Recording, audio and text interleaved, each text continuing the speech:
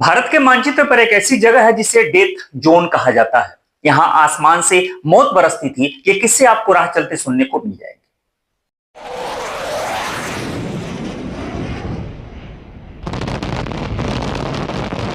यहां एक ऐसा रनवे है जिसे दुनिया का सबसे बड़ा एयर स्ट्रिप होने का गौरव मिला, लेकिन यहां विमान उड़ते नहीं थे, गायब हो जाते थे। इसलिए इतिहास के पन्नों में यह विमानों के कब्रिस्तान के रूप में दर्ज है और लोग इसे भारत का बरमूडा ट्रायंगल कहते हैं।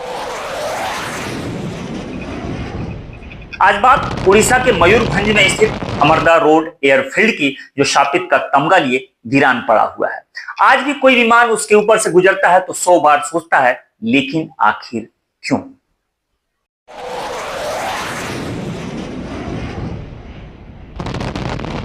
आज इस वीडियो में हम उस रहस्य के पर्दे को खोलेंगे जिसे वक्त की धूल ने दबा दिया है। आप उड़ीसा से हैं या आप अमरदा रोड एयरफील्ड के बारे में जानते हैं तो कमेंट करके अपनी जानकारी जरूर साझा कीजिएगा हमसे। इतिहास गवाह है, जहां जिद होती है वहां जीत होती है, लेकिन जहां जिद और कुदरत का टकराव हो जाए वहां सिर्फ तबाही बचती है। साल 1940 दूसरा विश्व युद्ध धड़क रहा था।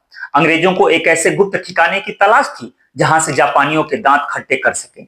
ऐसे में उड़ीसा के मयूरभंज के जंगलों में बनाया गया अमरदा रोड एयरफील्ड। लगभग 11,000 फीट लंबा रनवे उस वक्त पूरे एशिया का सबसे बड़ा बेस था। इसके किनारे कई खुफिया बंकर बनाए गए जिसमें गोला, बम बारूद से लेकर जाने कितनी गुप्त सामग्रियां थी। यह मित्र राष्ट्रों की रीढ़ की हड्डी था। यहां से विमान दहम के खतरनाक रास्ते से होते हुए चीन और म्यांमार को रसद पहुंचाते थे, लेकिन किसे पता था कि यह गौरव जल्द ही एक अंतहीन त्रासदी में बदलने वाला है। 4 मई 1944 एक अमेरिकी लिबरेटर और एक हार्वर्ड डी हैविलैंड विमान हवा में अचानक से टकरा गए। ना कोई मौसम खराब था, ना ही कोई तकनीकी खराबी। 4 जाबाज सिपाही जिंदा जल गए। वर्ल्ड वार चल रहा था, इसलिए इस पर किसी ने बहुत ध्यान नहीं दिया। यह पहली घटना थी, लेकिन यह सिलसिला आगे बढ़ता चला गया। इस घटना के महज 3 दिन बाद यानी कि 7 मई 1944 को एक और लिबरेटर विमान जो उड़ान भरने के सिर्फ 20 मिनट बाद क्रैश हो गया और उसमें बैठे 10 पायलटों की दर्दनाक मौत हो गई। इसके बाद सिलसिला और आगे बढ़ा। 13 मई 1944 को एक और हादसा हुआ। इसमें Havilland fighter plane take off करते ही क्रैश हो गया और यह सिलसिला ऐसे ही चलता रहा। सबसे भयावह रात तब आई 26 जुलाई 1945 को। यह सबसे इतिहास की काली रातों में से एक रात है। यहां पर विशाल B-24 लिबरेटर हवा में आपस में टकरा गए, जबकि आसमान बिल्कुल साफ था, कोई तकनीकी खराबी नहीं, लेकिन आसमान चीख उठा। 15 मिनट के भीतर ही 14 पायलटों के चिथड़े उड़ गए। यह कोई तकनीकी खराबी नहीं थी, मौसम भी खराब नहीं था, तो फिर क्या था? क्या यह महज इत्तेफाक था कि अनुभवी पायलट साफ आसमान में एक दूसरे से टकरा रहे थे? कुछ रिकॉर्ड की माने तो इस क्षेत्र में 594 विमान लापता हुए या क्रैश हुए। 1659 क्रू मेंबर्स मारे गए। इसके बाद इस क्षेत्र को स्काई वे टू हेल कहा जाने लगा। युद्ध के समय यह एयरवेस इतना गुप्त था कि सरकार ने दशकों तक इन क्रैश की जानकारी सार्वजनिक की ही नहीं।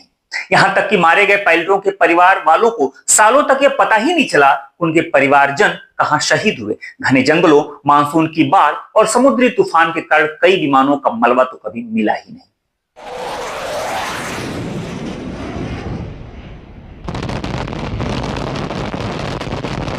इस रहस्य के पीछे अलग अलग तर्क दिए जाते हैं। वैज्ञानिक और इतिहासकार इसके पीछे 3 सबसे महत्वपूर्ण तर्क देते हैं।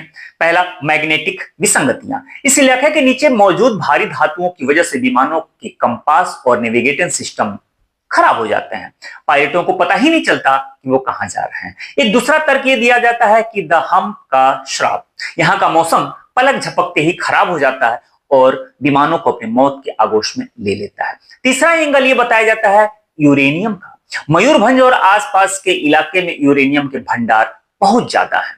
ये सुपर रेडियो एक्टिव एलिमेंट होते हैं जो विमानों के इलेक्ट्रॉनिक उपकरणों को जाम कर देते हैं। लेकिन ये जितनी भी थियरी है, विशेषज्ञ आज तक इस पर चर्चा कर रहे हैं, जबकि सच्चाई सिर्फ इतनी है कि पहली अनसुई ही है।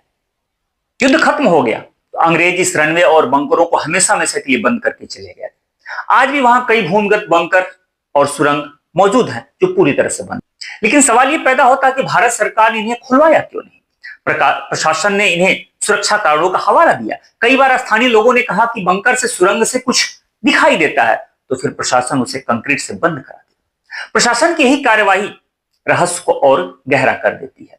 दूसरे विश्व युद्ध के अनफटे बम, विस्फोटक सामग्री, जहरीले गैसों का निकलना या ढांचों का गिरना, ऐसे तर्क दिए जाते हैं हमेशा प्रशासन और भारत सरकार के द्वारा। लेकिन कुछ लोगों का कहना है कि उन बंकरों में कुछ ऐसे खुफिया दस्तावेज और नक्शे दफन होंगे जो युद्ध की रणनीति बदल सकते हैं। सरकार की चुप्पी इस रहस्य को और गहरा करती जाती है। ऐसे में आपको क्या लगता है, सरकार जो भी तर्क देती है, उसमें अनफटे बम हो सकते हैं, कुछ जहरीली गैसें हो सकती हैं, इस वजह से उन बंकरों को और सुरंगों को नहीं देखा जाता है, या उसमें अंदर जाने की कोशिश कभी सरकार के द्वारा नहीं की गई, क्या यह सही है? या फिर उनका सर्च ऑपरेशन करना चाहिए, उन्हें देखना चाहिए कि अंदर आखिर क्या छुपा हुआ है? अगर आपको लगता है कि सिर्फ बातें पुरानी हैं तो जरा रुकिए। मार्च 2018 में भारतीय वायुसेना का एक हॉक विमान इसी इलाके में क्रैश हो गया। लेकिन चूंकि पहले से ही पायलट वहां से जाने से कतराते हैं, लेकिन जो जाता है वो पूरी एहतियात के साथ जाता है, तो ये पायलट भी पूरी तरीके से अपने आप को सुरक्षित कर लिया, लेकिन विमान क्रैश हो गया। इस घटना ने दुनिया को फिर याद दिला दिया कि अमरदा रोड आज भी जाग रहा है। इतिहासकार अनिल धीर जैसे लोगों ने सालों तक लड़ाई लड़ी ताकि यहां के शहीदों को सम्मान दिलाया जा सके। 2020, 21, 22 में सरकार ने कुछ रुचि दिखाई और उड़ान योजना के तहत यहां एक मेमोरियल बनवाने और इस रनवे को फिर से चालू कराने की बात कही गई। काम धीमी गति से ही सही, लेकिन चल रहा है। अब आगे देखिए होता है क्या। एक ऐसी जगह जिसने विश्व इतिहास की दिशा बदल दी, वह आज झाड़ियों और जंगलों में गुमनाम क्यों खो गई? अमरदा रोड एयर स्ट्रिप सिर्फ कंक्रीट का एक टुकड़ा नहीं, यह गवाह है उन 150 से ज्यादा पायलटों की शहादत का जो यहां के आसमान में कहीं खो गए। चाहे वो चुंबकीय शक्ति हो, यूरेनियम का असर हो, या सिर्फ खराब किस्मत, यह सच है कि यहां की मिट्टी में आज भी रहस्य की गूंज सुनाई देती है। जिद है तो जीत है, लेकिन कुछ राज ऐसे भी होते हैं जिन्हें इतिहास खुद अपने आगोश में छिपाए रहता है। अब आप कमेंट करके बताइए कि क्या भारत सरकार जो कर रही है वो सही है, या फिर भारत सरकार को कुछ और करना चाहिए? आप क्या अमरदा रोड एयरफील्ड जाना चाहेंगे कि नहीं जाना चाहेंगे? कभी देखना चाहेंगे कि नहीं चाहेंगे? ये कमेंट करके जरूर लिखिएगा और बताइएगा कि ये दिलचस्प कहानी आपको कैसी लगी। मिलता है ऐसे किसी मजेदार टॉपिक के साथ, तब तक अपना ख्याल रखिए।